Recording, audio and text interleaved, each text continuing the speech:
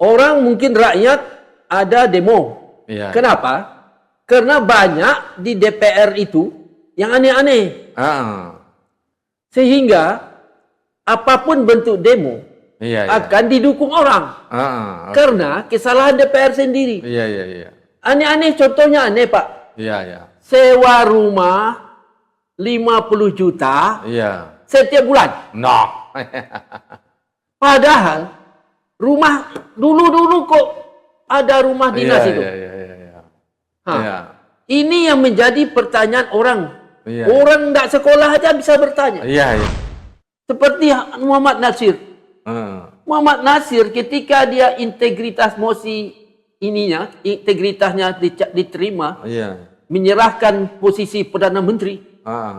Dia pulang dengan sepeda, Pak. Iya. Begitu pemimpin. Iya.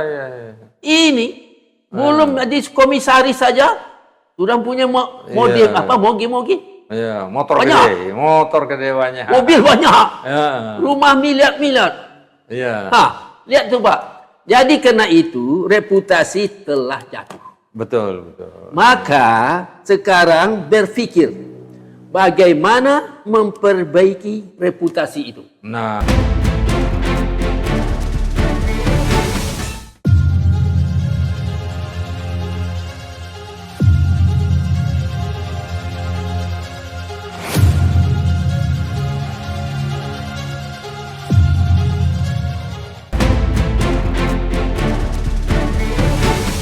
Assalamualaikum warahmatullahi wabarakatuh. Jumpa lagi di podcast Matra 64 TV Masumi dan channel Bicara Ahmad Yani. Pemirsa, kita kemarin itu dengar berita ya, demo besar di DPR, dan sebelumnya kita banyak sekali dapat kirimannya video-video atau short message akan demo besar di DPR, beragamnya aspirasinya. Dan kita dengar aspirasi itu menyoroti mengenai tunjangan perumahan, kemudian yang awalnya itu kita dengar ada perwira tinggi yang ingin memajulkan Gibran dan sebagainya. Terakhir kita tidak begitu jelas ya, apa petisinya, apa permintaan resmi dari kelompok ini, dan kelompok ini apa saja nggak begitu jelas, tapi orangnya rame. Nah, untuk membicarakannya sudah hadir biasa di studio kita ya. Saya hostnya Al Mizan, biasa dipanggil Kang Mizan. Teman kita Dr. Wazri Afifi, dosen dalam dan luar negeri ya. Pernah menjabat ketua Permias Amerika Serikat, ICMI, dan dosen dalam dan luar negeri. Assalamualaikum. Waalaikumsalam warahmatullahi wabarakatuh, Pak. Ini gimana nih orang-orang ke DPR ini kira-kira ada manfaatnya nggak untuk perkembangan demokrasi, untuk kemajuan bangsa, untuk memberikan inspirasi kepada publik, dan untuk pendidikan politik dan lain sebagainya kira-kira? Ya, mengenai pertanyaan Bapak itu, manfaatnya pasti ada, Pak. Oke. Tapi tergantung dengan situasi yang mereka pakai, Pak. Iya. Kadang-kadang begini, Pak. Orang mungkin rakyat ada demo. Kenapa? Karena banyak di DPR itu yang aneh-aneh. Sehingga apapun bentuk demo akan didukung orang. Karena kesalahan DPR sendiri. Iya. Aneh-aneh, contohnya aneh, Pak. Iya. Sewa rumah 50 juta setiap bulan. No. Padahal rumah dulu kok ada rumah dinas itu. Ini yang menjadi pertanyaan orang. Orang tidak sekolah aja bisa bertanya. Iya. Rumah ada, kok bocor? Perbaiki bocornya. Iya. Kok kurang cat saja bocornya. Iya. Nggak habis 10-50 miliar, Pak. Iya. Jadi kalau rumah dinas itu diperbaiki atau istilah orang sekarang renovasi, takkan keluar lagi duit 50 miliar. Iya. Masalahnya ada satu, Pak. Walaupun 50 miliar ini, 50 juta. 50 juta ini di lapangan itu sudah tepat. Walaupun. Tetapi, Pak, karena kepercayaan umat kepada DPR sudah di bawah titik nadir. Betul itu ya. Akhirnya Pak, ada pepatah. Sekali lancung ke ujian, seumur hidup orang tak percaya. Apa sebab? Inilah kesalahan dari DPR. Dia tidak berpikir jangka panjang untuk membuat keputusan. Nah, itu dia. Ini Pak, ini masalah dia. Dan ini sangat sebenarnya sangat arogansi ya. Itu karena tunjangan perumahan 50 juta per bulan ini. Orang bilang, padahal orang mau mencari uang 50.000 satu hari aja sukar ya. Dari sisi keadilan sosial ini sangat tidak benar ya. Ya, menyalahin Pancasila ya, keadilan sosial sangat tidak adil. Anggota DPR tunjangan perumahannya 50 juta per bulan. Rakyat untuk mendapatkan uang 50.000 per hari aja sudah sangat susah. Ini sangat tidak adil sebenarnya. Itu Pak, lagi ini bahaya Pak. Sewa rumah 50 juta per bulan. Harga rumah rakyat di bawah 30 juta. Bisa beli rumah rakyat 2. Ya, kalau di kampung saya 3 rumah. 50 juta per bulan itu sudah bisa beli banyak rumah di kampung. Beli rumah. Jadi orang-orang tua yang mungkin orang tuanya hidup sendirian, tidak ada punya anak, tidak ada punya cucu, rumahnya ya begitu-begitu saja. Tidak ada harus orang ambil air jauh, karena dia sudah tua, tidak mungkin.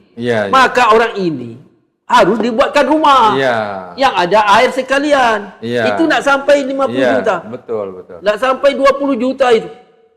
Ini Pak. Ini saya bicara ketemu dengan teman ini karena kita itu salah, melanggar dari azas-azas Pancasilanya. Yang demokrasi kita ini kan demokrasi langsung. Kalau menurut Pancasila itu harusnya demokrasinya itu perwakilan, ya. Pemilihannya itu tidak langsung, tapi ada perwakilan ya. Jadi dari rakyat nggak langsung memilih orangnya, tapi ada perwakilannya. Perwakilannya maksudnya ada golongan dosen ya, memilih dia sendiri, ada golongan purnawirawan, ada cendekiawan. Nah, kita diserahkan kepada rakyat ini sebenarnya bertentangan dengan Pancasila ya. Kerakyatan yang dipimpin oleh hikmat kebijaksanaan dalam permusyawaratan dan perwakilan. Oleh karena itulah anggota DPR itu karena merasa demokrasi langsung, dia bertindak semau-maunya karena jarak antara rakyat dengan DPR itu jauh. Dia begitu sudah terpilih ya rakyatnya udah dilupakan lagi. Jadi dia pasang tarif sendiri, suka-sukanya, apa aja dicari aja celahnya, tunjangan pengobatan, tunjangan perumahan, tunjangan jalan segala. Sehingga uang yang dikeluarkan waktu pemilu ya kampanye itu yang banyak puluhan miliar itu ya bisa ditutupin ya. Dan cadangan untuk pemilu yang akan datang berbalik. Ini rusaknya itu di situ ya. Rusak satu lagi Pak. Dia itu jumlahnya 580. 500 kan? Anggota DPR. Bukan 575 ya, saya lupa ya. Sekitar itulah. Sekitar itulah. 580, 575. Sekitar itulah. Berarti Pak, yang berpikir di DPR itu 575 kepala. 575 kepala, iya. Di antara 575 itu tidak satu pun yang membuat keputusan yang memihak pada rakyat. Makan aneh itu. Iya. Kalau misalnya dia anggotanya 1 orang atau 2 orang, tidak sampai kepada tujuan yang sebenarnya menolong rakyat, masuk akal. Tapi Pak, 575. Bayangkan itu. Artinya, DPR KPU telah gagal memilih wakil rakyat. Iya. Jadi orang-orang yang terpilih itu tidak membawa aspirasi rakyat banyak, tidak pro rakyat banyak. Sebagian besar orang terpilih atau mungkin semuanya itu ya sebenarnya bukan bukan mengemban amanah rakyat ya, tapi untuk kepentingan diri sendiri dan golongan partainya. Ya mungkin gini sebagian Pak. Besar ya saya kira, atau mungkin seluruhnya, kan begitu jelas. Mungkin 50 juta ini didolarkan kan sampai ribuan. Iya. Tapi itu misalnya logika. Tapi Pak, pokoknya rakyat sudah curiga. Apapun yang dia buat, karena anggapan rakyat sudah curiga, emas pun yang dia buat, kata rakyat loyang juga. Itu salahnya DPR. Karena tidak menjaga reputasinya. Semua sama dengan universitas, Pak. Kalau universitas itu tembus ijazah palsu, selama hidup dunia takkan percaya. Akibatnya apa, Pak? Orang tua tidak mau memasukkan anaknya ke situ. Sama dengan itu. Kalau sudah nama atau reputasi sudah jatuh, seperti kata pepatah kita tadi, sekali lancung ke ujian, seumur hidup orang tak percaya. Tak percaya, betul. Kalau DPR masih tidak menjadikan reputasinya kembali diperbaiki, sama apapun yang dia buat, lagi kalau dibuat aneh-aneh. Beras 7 juta per bulan. Makan beras apa itu? Beras apa itu? Jadi apa, seperti tadi yang saya bilang, jadi banyak dicari pos-pos pengeluaran, ya. Tujuannya satu, supaya uangnya tiap bulan itu banyak dapatnya, ya. Jadi diciptakan beli beras 7 juta, rumah 50 juta, apalagi 10 juta. 17 juta apa? Sehingga 1 bulan dapat berapa miliar, selama 5 tahun dapat berapa miliar. Jadi itu balik pokok paling enggak lebih dari uang yang dihabiskan waktu kampanye. Mana mau maju negara kita?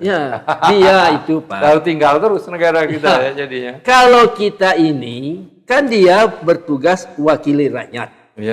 Yang dia wakili itu miskin dan kelaparan. Logika hidup, dia harus berjuang menghilangkan kemiskinan dan kelaparan. Kalau dia berjuang menghilangkan kelaparan, tidak mungkin sewa rumah 50 juta. Betul. Dia sendiri angkat tangan. Hei Bapak Ibu Ketua, tidak mungkin 50 juta. Kami tinggal di rumah yang 1 juta aja sebulan. Gitu kalau wakil rakyat. Seperti Muhammad Nasir. Muhammad Nasir ketika dia integritas mosi integritasnya diterima, menyerahkan posisi Perdana Menteri, dia pulang dengan sepeda, Pak. Begitu pemimpin. Ini belum di komisaris saja sudah punya mobil mogi. Motor gede, motor gede banyak. Mobil banyak. Rumah miliar-miliar. Lihat tuh, Pak. Jadi karena itu reputasi telah jatuh. Betul.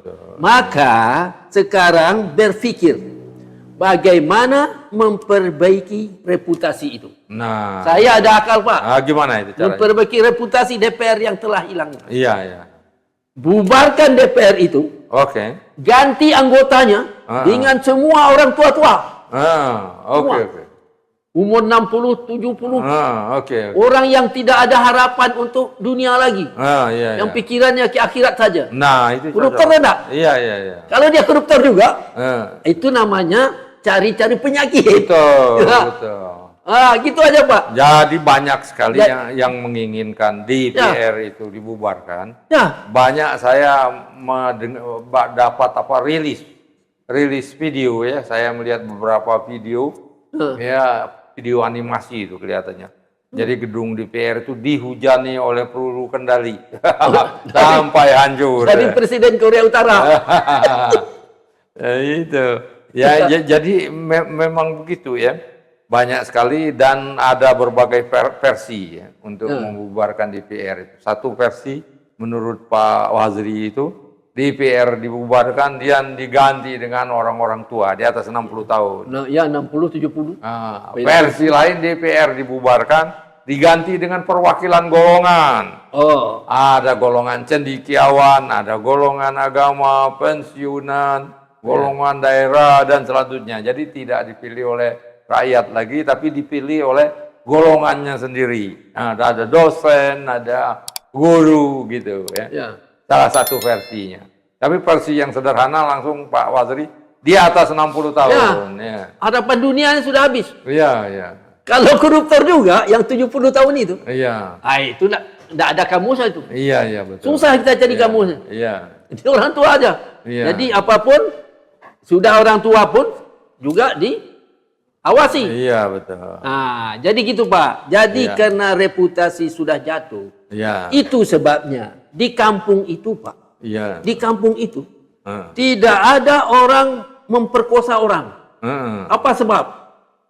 Kalau ada orang yang maksiat, maka kepalanya dibotak separuh. Oh, oke. Jadi sepanjang dia jalan-jalan, ketahuan nih tukang buat maksiat. Iya. Ah, gitu. Iya. Bisa enggak orang yang kalau salah membuat keputusan atau membuat ini huru-hara, kita botak kepala anggota DPR separuh. Iya. Nah, bisa enggak? Jadi oleh sebab itu Pak, berhentilah bercita-cita untuk jadi anggota DPR. Tanpa mempersiapkan saran-saran atau program-program penyelamatan umat. Nah, itu yang penting. Jangan berpikir gaji aku besar. Bukan. Membuat modal untuk menyelamatkan bangsa. Bawa ke sana. Itu maka adalah ngomongnya adalah kalau aku dihukum mati, aku masuk surga. Nah, karena membela rakyatku. Itu. Jangan membuat urusan 50 juta per bulan. Buat orang Korea Utara, Presiden Korea Utara marah aja. Ada lagi Pak masalah. Berhasil 50 juta berjoget-joget. Berjoget-joget itu apa itu? Di WA. Apakah betul berjoget-joget atau ini orang aja? Yang ini memang kita itu masalahnya di situ ya tadi. Jadi ada sekelompok orang ya, banyak kelompok orang, grup-grup datang ke DPR. Sebenarnya apa yang dicari mereka? Mereka itu mau bicara dengan siapa? Apa aspirasi mereka itu didengarkan? Kalau berbicara dengan orang yang mungkin ya, yang nggak begitu peduli ya. Seperti angin lalu. Iya, seperti angin lalu. Yang seperti Pak Waziri katakan tadi, nggak perlu bicara kalau kondisinya demikian. Dibom aja, dibubarkan aja ya. Ya bicara aja, sia-sia aja ya. Dia bilang itu ngenakan aku. Aku nyindir aku katanya. Demo-demo ya nggak jelas gitu, jalan macet, orang susah segalanya. Didengar juga nggak? Dan satu lagi Pak, katanya kan dia rapat hari tanggal 25, kan sudah ada berita orang mau demo, kok dibuat juga rapat, kan aneh itu. Orang akan menghindar dari bahaya, dia sengaja menunggu bahaya. Bagaimana itu pola pikir Pak? Ini mau pola pikirnya sudah cacat itu. Sudah jelas orang mau datang demo. Sebenarnya dia berkata, orang demo hari Senin. Hari Minggu dia bertanya, apa yang saudara mau tanyakan kepada kami?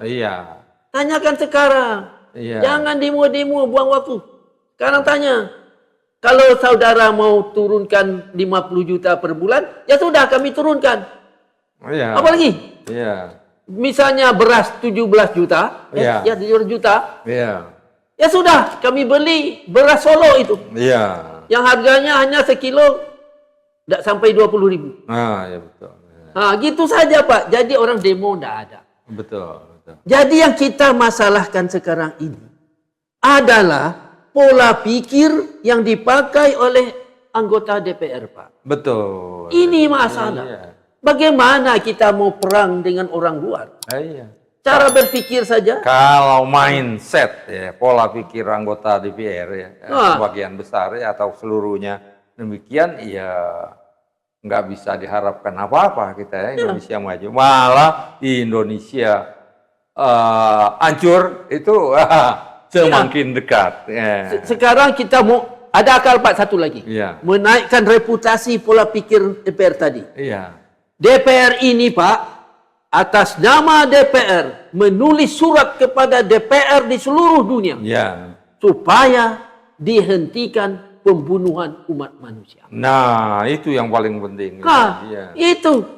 Jadi, nanti kalau anggota DPR ini orang rakyat dah marah 50 juta, ya sudah kami turunkan 25. Iya, saya kira memang gitu.